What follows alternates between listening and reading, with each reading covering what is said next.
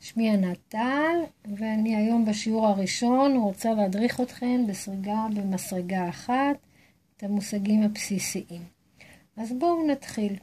אני כורכת את החוט מסביב לאצבע ליצירת לולאה. את הלולאה אני מעבירה למסרגה ומתחילה בסריגת שרשרת. לוקחת חוט על המסרגה ומעבירה בעין. ושוב לוקחת חוט ומעבירה. באופן הזה אנחנו יוצרים את העיניים באוויר או עיני שרשרת. זה אותו דבר. אנחנו נחזור פה על הפעולה כדי שתוכלו ללמוד ולהבין ולעשות את זה בעצמכם.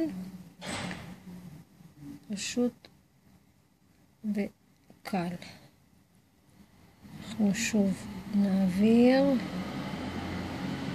אין צורך לסרוג את העיניים בצורה צפופה מדי, כי אחר כך צריך להיכנס בעיניים האלה, שיהיה נוח, גם לא צמוד מדי.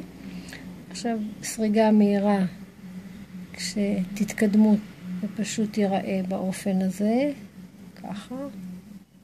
ושוב נחזור לקצב של מתחילות. אנחנו מעבירים את החוט בעיניים.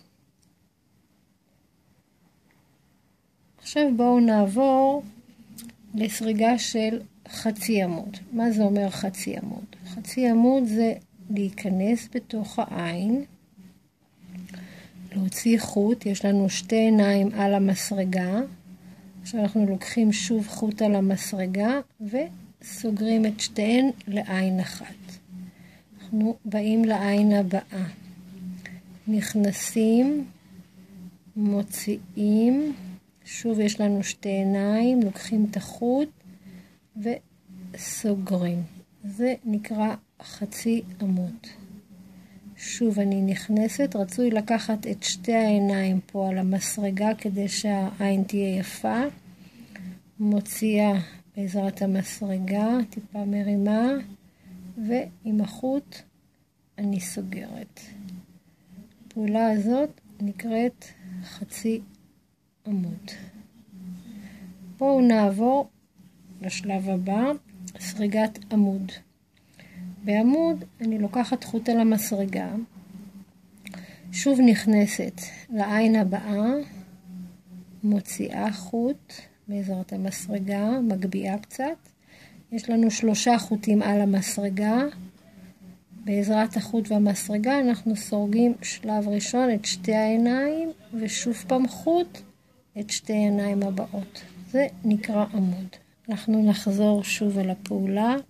כך חוט על המסרגה, ניכנס לעין הבאה, נוציא חוט. יש לנו 3 חוטים פה. עם החוט אנחנו סוגרים את שתי העיניים, ושוב את שתי העיניים הבאות.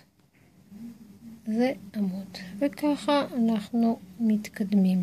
בכל עין נכנסים וסורגים עמוד. כמובן שבדוגמאות מתקדמות יותר יש דילוגים, יש סריגה של עמודים באותה עין, אבל היום אנחנו מתמקדים בשיעור בסיסי של המושגים, שזה אומר עיני השרשרת, חצי עמוד ועמוד.